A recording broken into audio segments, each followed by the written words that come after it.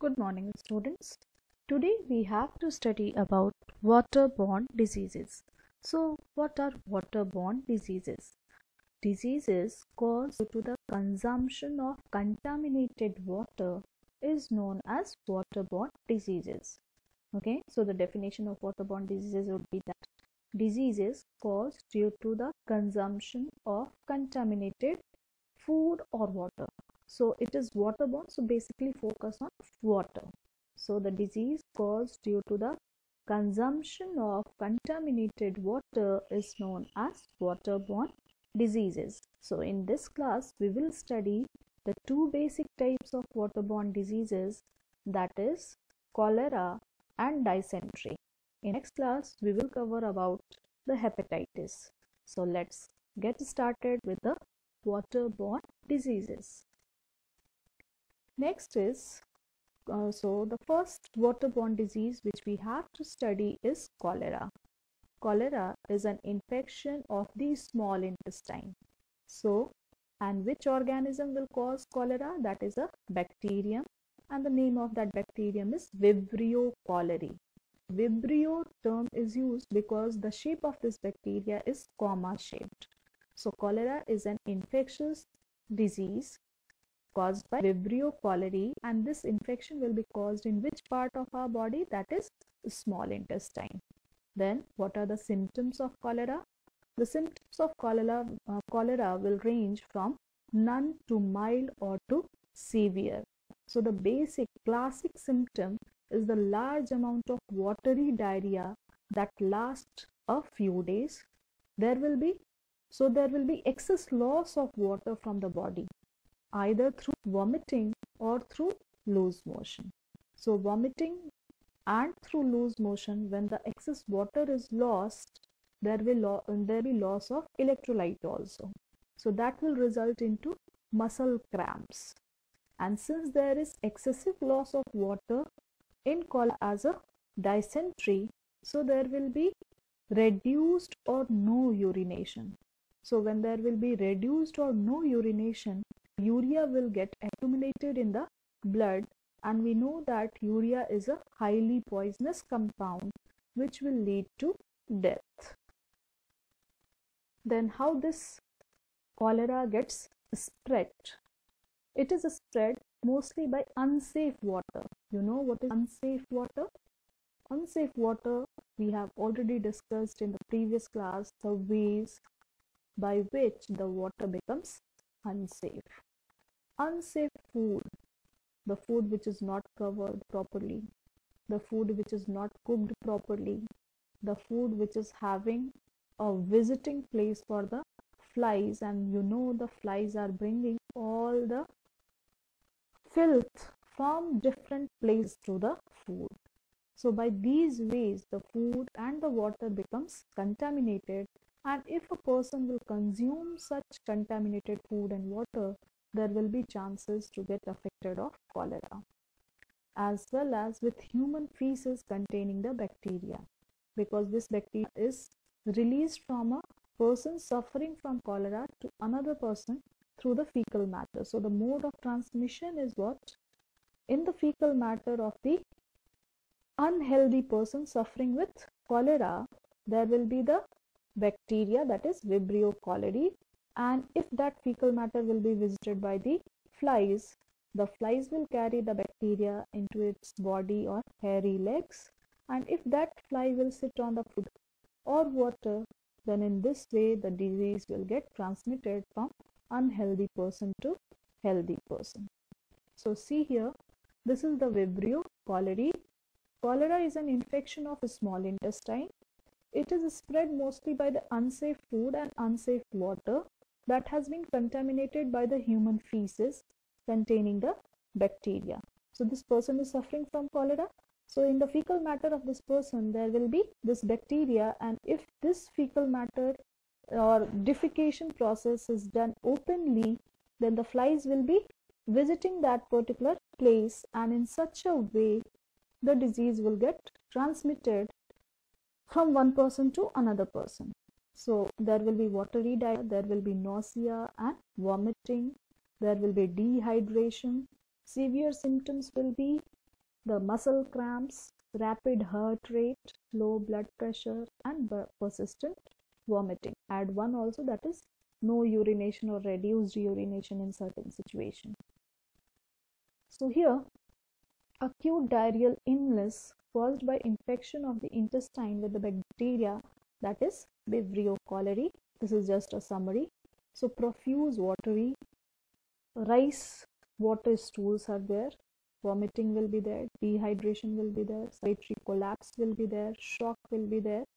These are the symptoms. Infected by, how this gets, the person will get infected with the cholera, infected by ingesting the contaminated food and water. So in the food and water, this Vibrio cholerae is there. Bacteria exits the body through the feces, and feces can be contagious for up to 14 days. Okay. Annual deaths reported is much. Incubation period is 2 hours to 5 days. So after consumption of such infected food and water, you may get infected within this period of time, 2 hours to 5 days. Then, what are the methods of prevention and control? Make water safe. And how we can make water safe? By boiling the water. Then prepare safe food. The food should be cooked properly, and we should not eat the stale food which is not covered. And then we should wash our hands regularly. We should keep the toilets clean. So by these ways, we can get prevented from this disease. Now next disease is diarrhea. Dysentery. So the cause of dysentery is due to the Shigella bacteria or due to the amoeba. So when the dysentery is caused by Shigella, it is known as shigellosis. When the dysentery is caused by Entamoeba histolytica, it is known as amoebiasis. So both are dysentery. The causative agent may be different. There are more causative agents for dysentery also.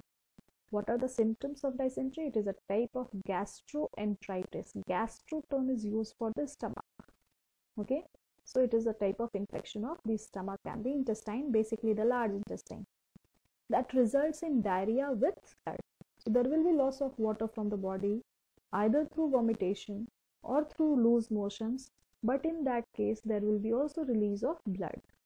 Other symptoms will include fever, there will be abdominal pain, and a feeling of incomplete defecation.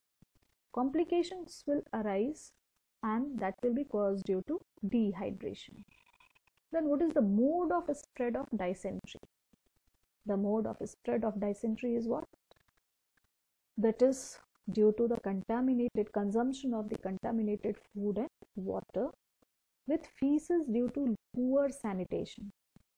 We know that although ODF, it is said that we have achieved ODF, but still in India there is poor sanitation and the people are openly defecating.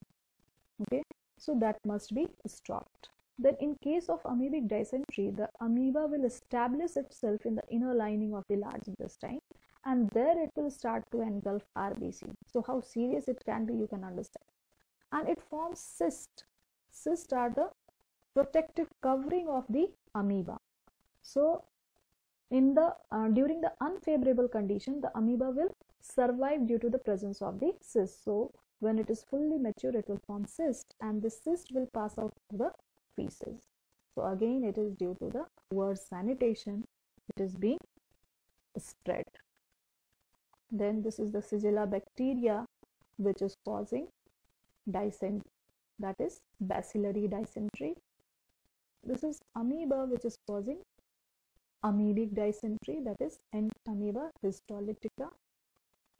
Then how we can prevent and control the spread of dysentery? If we will consume safe water. Safe water, it means pure water, boiled water, filtered water, and eating covered food.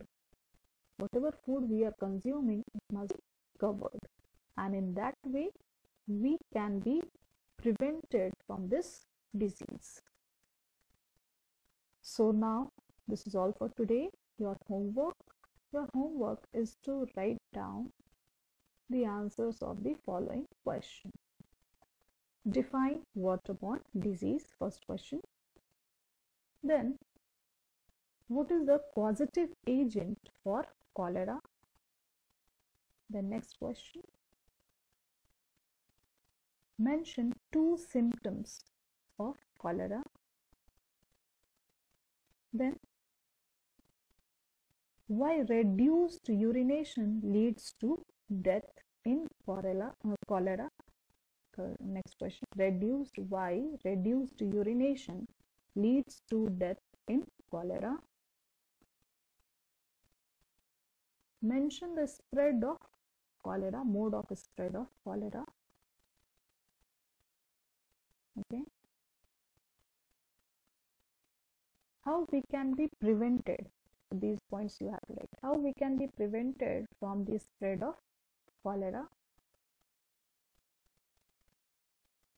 Then mention the pathogen or causative agent for bacterial dysentery and amoebic dysentery. The next question. Mention 2 symptoms of dysentery. Mention what happens during amoebic dysentery. Then last question, how we can be prevented